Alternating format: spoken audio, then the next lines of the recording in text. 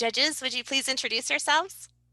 Certainly. Hello, everyone. My name is Scott Barnhart. I'm currently in Indianapolis, Indiana. I'm an attorney and I work at the Indiana Attorney General's office. I serve as the Chief Counsel and Director of the Consumer Protection Division. I'm a We the People alum and I'm looking forward to hearing what you have to say. I'm Marcia Holland, currently more or less next door in Missoula, Montana. I'm an attorney also. I spent my legal career primarily as a career public defender in Alaska, but moved back here and now I'm teaching at the law school in Missoula. Good afternoon. My name is Becca Steinhoff. I also could be considered a neighbor as I am in Casper, Wyoming. And I am the executive director of a private family foundation, the John P. L. Bogan Foundation. I'm looking forward to hearing from you. All right, if you would introduce yourselves. Hello, I'm Aiden Gardner. I'm a junior at Meridian Medical in Idaho, and our teacher is Blake Goday. Hi, I'm Samina Omar, and I'm also a junior here at MOX. Hi, my name is Shannon Hendricks, and I am also a junior at MOX. All right, well, I will read the question and give you time for your opening statement. President Eisenhower said we must guard against the acquisition of unwarranted influence by the military-industrial complex. The potential for disastrous rise of misplaced power exists and will persist. Do you agree or disagree? Why? What disagreements do the founders have about a standing army? Are they relevant today? To what extent should there be an international U.S. military presence? You may begin. Without any sort of checks and balances placed upon the military-industrial complex, then yes, the potential for misplaced powers will rise. When Eisenhower was making this speech, he was warning against any nuclear arms race, and that did end up happening and coming to a head via the Cuban Missile Crisis. We see this affecting our nation to this day. According to the Peter G. Peterson Association, 15% of our debt is due to war. This is also the sole reason our leaders' military policies are the way they are. In February of 2018, President Trump signed a 2-year budget deal that spent $716 billion on defense, in contrast to only $605 billion in domestic spending. Also, according to a 2014 report by the Council of Foreign Relations, after World War II, national defense spending ranged from 15% in 1952, which was the Korean War, to 3.7% in 2000. But military spending rose sharply again the following year after the 9/11 terrorist attacks due to the US government declaring global war on terrorism. If we were to perpetuate the military-industrial complex, then companies that profit off of any sort of war will try to create more war to make more money. People who gain off war would not try to stop it. We need checks and balances to make sure that we aren't going into wars just to make money and that we are risking our citizens' lives for good reasons. The Founding Fathers had many disagreements on a standing army, these arguments being having a sense of security, knowing that we are prepared for the worst, or giving up a sense of freedom. George Washington stated, "To be prepared for war is one of the most effectual means of preserving peace," end quote, which supported the idea that we need a constant standing army, as it would guarantee that America would always be equipped with the means if a war was to begin.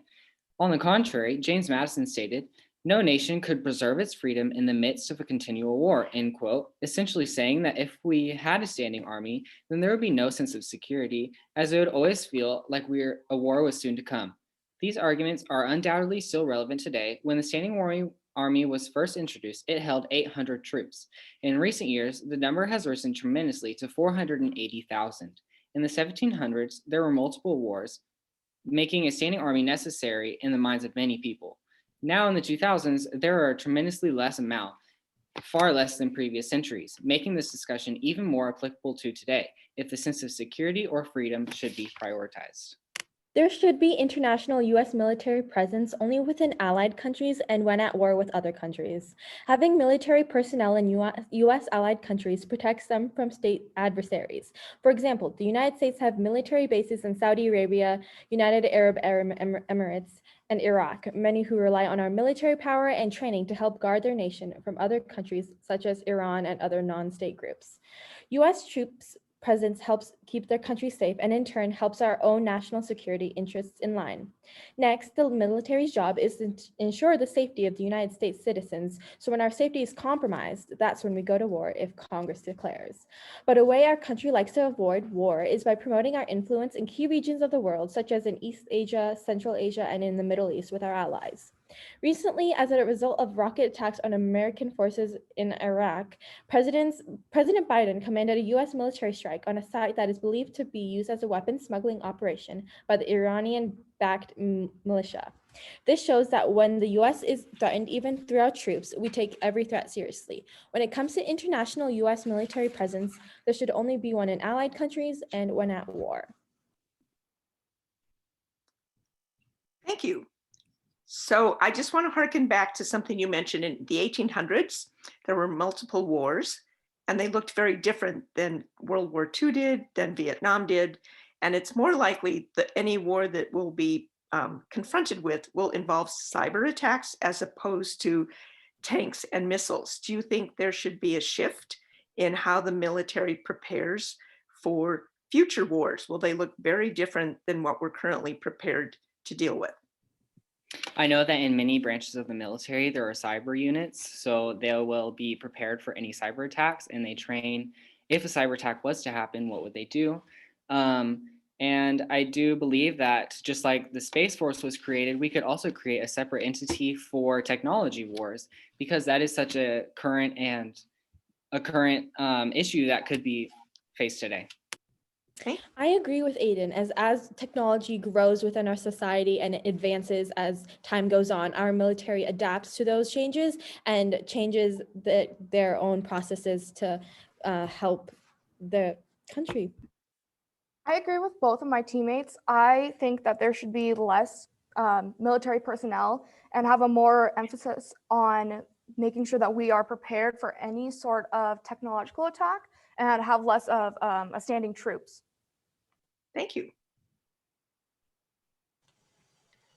Can you talk a little bit more about the role of large companies or contractors in what Eisenhower talked about when he kind of said the military industrial complex? Can you clarify that, please? Yes. So what is the role of large arms companies or others who contribute to the military, private companies, or of contractors with the U.S. military in the military industrial complex? Or do they have a role? Companies do have a very large role in the military industrial complex. They are making money off of the war. So when we are at war, say we use a lot of bullets, then the company who makes the bullets has that demand and will make more money and create more bullets to supply that demand. So I'm curious about your position on, so if we decide as a nation to contract and to eliminate troops and to spend less money, what impact do you think that would have on the rest of the world and into the United States reputation among the world? I feel like that would kind of damage our reputation and our connections and relationships with other countries, since we do help other countries so much, and we have U.S. aid in other countries helping with natural disasters, poverty, starving, and yeah. So related to that, we have, I think, there's been some reference in statistics to about 800 bases scattered throughout the rest of the world, not even including what's in the United States. Do you think that there should be a shift to diplomatic relationships in many of those places, especially if we're not currently have tensions with them? And so we should boost diplomatic relationships and cut back against military relationships. And otherwise, repurpose the bases to serve a different purpose.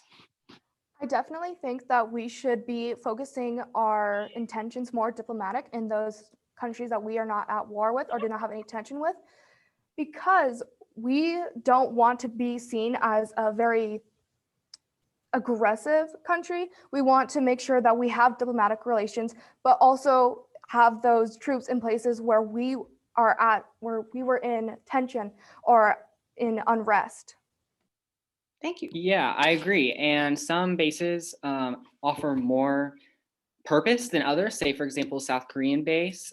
They have more of a purpose since they're right next to North Korea. And if anything was to happen, that would be needed. Whereas some bases like in Italy, say, for example, like Europe is pretty good on its own as of right now. And I think that if anything was to happen, we would have time to send our troops there. So that base is not as needed in a way.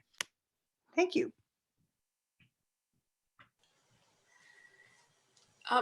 We have heard you talk a little bit about some international or global military presence.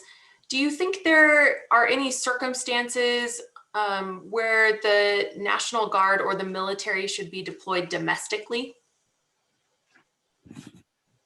We could see recently with the protests at the Capitol that military was sent over there domestically, and some issues like that where our own people are at risk, they might need military presence to hold back on that.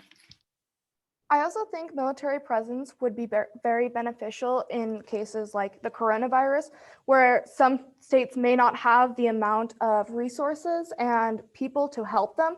So the military and deploying them to help those states would be very beneficial. What about using the military in the policing context? Let's say using Minnesota, for example. Should we deploy the military in situations where we're concerned about unrest? If the unrest goes to too far of an extent, I do think the military should be deployed. The police force can handle some extent, but I think that with additional backing, it can help boost our confidence. Hopefully nothing gets to that point, but if it is needed, then we might have to, if it gets too far.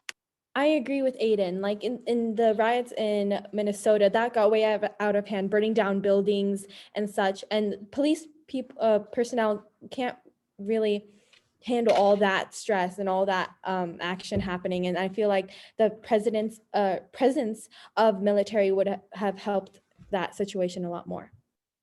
I agree with my teammates to an extent, because if you're looking at Seattle, the National Guard being deployed into there only caused more civil unrest and did not help anything. So I think there is a certain point up to where the Army and the National Guard would be beneficial, but then after that, they would cause the problem to be even worse.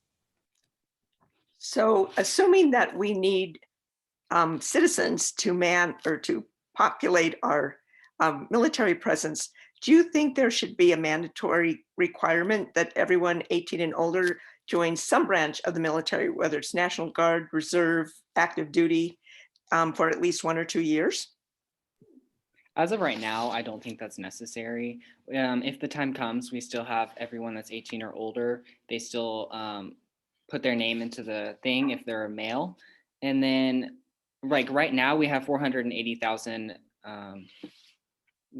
standing army. So I think that we have means to do it as of right now. Whereas if we look back, they had to take some farmers and put them into the war. But as of right now, I think we're fine. I do think that if we had everybody over 18 enlisting in the military, it would be very beneficial, because if you look at Israel, all of their children are to go into a military branch, and they have one of the biggest militaries and the strongest militaries, because every single one of their citizens is trained to fight. Though they're fighting in a war right now against Palestine. So obviously that's necessary, going back to what Aiden said. Thank you. And it looks like time is up.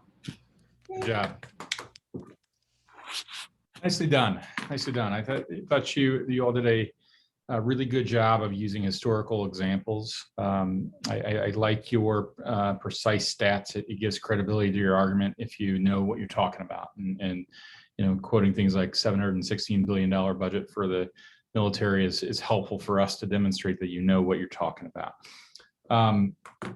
And disagreement is okay. In fact, it's encouraged, right? These are tough questions. There are no easy answers to these questions, by design, because it's difficult material. So I certainly appreciate the fact that all three of you don't see things the same way, because that tells you that you're thinking about it. I'm going to be thinking about cyber force moving forward. So I appreciate that example and something certainly to think about, because I think cyber warfare is absolutely something that we're going to be dealing with and probably on a more intense level here as we move forward. So well done. Good job. I have some notes that have already been reflected in Scott's comments, but the Cuban Missile Crisis is a really interesting indication of why there was such a ramp up in the military. Even before the Vietnam War, it really took a singular incident to start ramping up military's greater growth, which I really appreciated. I also appreciated that you did mention the 1800s and how there are a lot of minor skirmish kind of wars going on, which prompted me to think about what would a war look like now. And I have to echo what Scott said. I think a lot of us would rather spend money on a tech force or a cyber force than on a space force, because it might be money a little bit better spent. And then finally, I liked bringing in the examples of agree to disagree. I think that's a really healthy discussion to have. So I appreciate that you're not afraid to have some different points of view. And that's a really nice thing to see. So thank you. I too would echo much of what has been said. You made great use of statistics and research in here that I think just adds a depth to what you have shared.